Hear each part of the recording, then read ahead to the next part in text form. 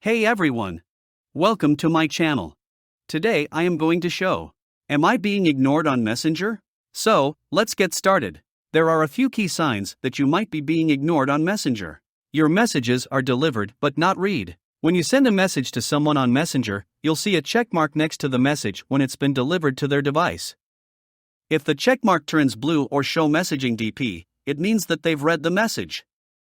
If the checkmark stays purple, it means that they haven't read it yet. They're online but not responding. If you can see that the person you're messaging is online but they're not responding to your messages, it's possible that they're ignoring you. They're taking a long time to respond. If the person you're messaging is usually quick to respond but they're suddenly taking a long time to respond to your messages, it's also possible that they're ignoring you. That's it.